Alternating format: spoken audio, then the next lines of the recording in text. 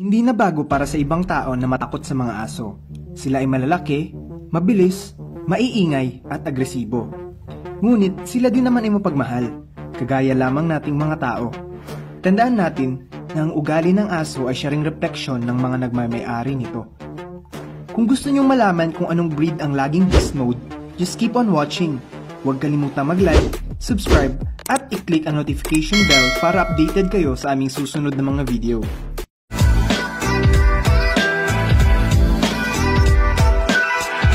Ito na ang mga pinakanakakatakot at mapanganib na uri ng aso sa buong mundo. Dingo Dog. Di natin maiwasang mabahala kapag ang isang domesticated na aso ay naibreed sa wild. Di maikakaila na hindi masyadong mapagkakatiwalaan ang mga wild dogs kumpara sa mga domestikadong aso. Kung kaya't nagkakaproblema hindi lamang sa mga tao, pati na rin sa ibang mga hayop. Nagsimulang mabuo ang mga dingo dogs nang makipag-breed ang mga dingo sa mga domesticated na asong kasing kapareha ng genetic identity sa lalawigan ng Australia.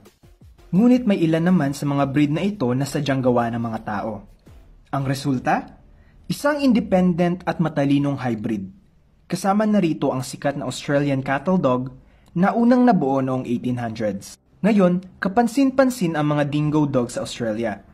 Madali lamang silang makilala sapagkat magkasing katawan sila ng mga dingo, ngunit magkasing kulay naman ng mga ordinaryong aso. Ang mga dingo dog ay mga wild dogs na may angking talinong kaabilidad ng mga tao. Pitbull.